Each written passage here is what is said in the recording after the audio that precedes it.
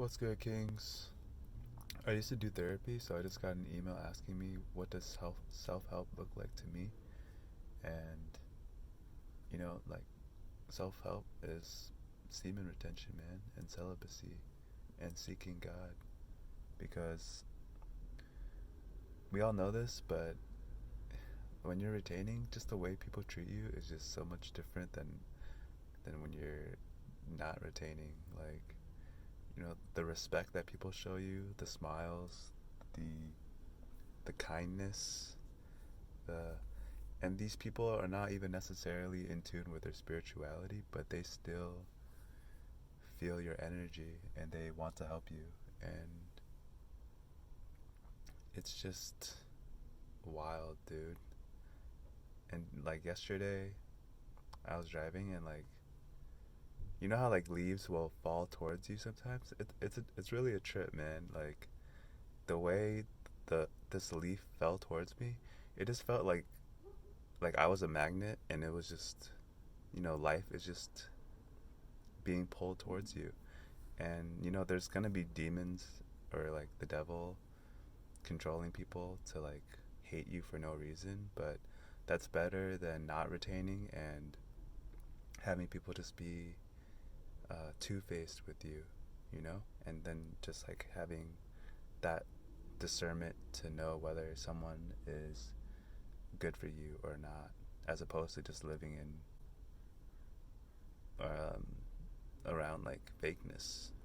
And retaining is obviously hard when you're a man and you're tempted to for pleasure, but there will always be, or God will always reward us for doing what's right and always punish us or chastise us to teach us when we're wrong. So it's better to stick with our disciplines and do what's hard and do what's difficult to become better, as opposed to just settling in mediocrity. Because every time I retain, I never regret it. But every time I relapse, I definitely regret it. And that shows me something, and that should show you something, because it's just a practice worth doing. And I think God will never bless us until He sees that we're ready for the next level. Because if we can't pass these tests of temptation, then we won't be able to last through the more difficult levels and the more difficult challenges. So we should be just prepare and be ready for the tests that will inevitably come, because this journey is suffering, man. It's definitely not for the weak. And yeah, just it's not easy, but it's worth it. It's cliche saying of nothing worth having comes easy, but it's very true. The easy road always leads to short-term gain and long-term regret and sorrow. On a side note, at my new job, some. I was working with some first graders, right? And this one kid, he just keeps making like that female moaning sound. You know how like when you're a kid, or at least in my school, like when you're like an immature kid, I've had classmates who just make, they make that. Some boys they make that moaning sound, and because they think it's funny or they get attention from it. But this kid is like 6 years old, So like I don't know. I've already stated that kids are getting more corrupted or like led down the wrong path at a younger age.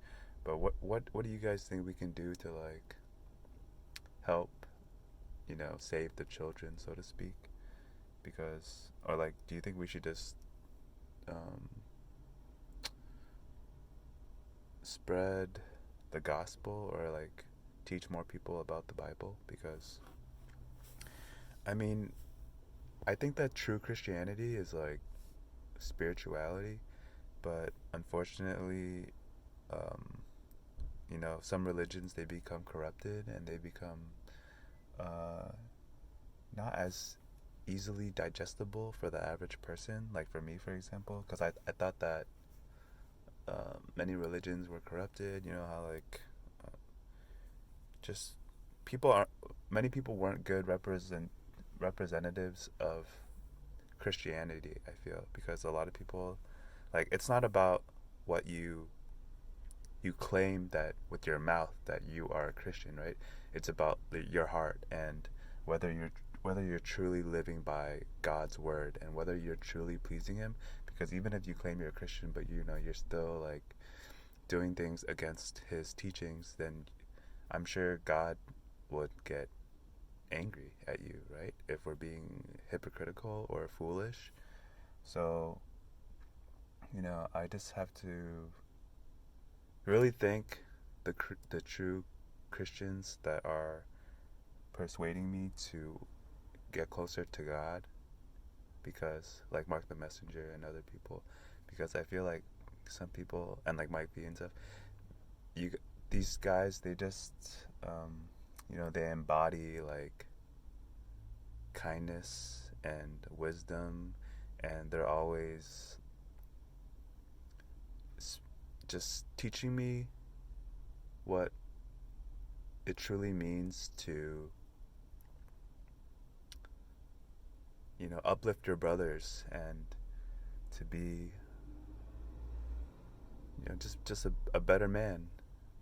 And yeah, man. I've also noticed that sometimes when I read the Bible I feel a little more calmer, more peaceful. This good feeling just arises in my body and I stand a little taller and I don't know, I feel like more protected. So that's a good thing. And yeah, if you like this video or want more content, then please support me by liking, commenting your thoughts or questions. And yeah, I hope you guys have a great day. God bless you and peace.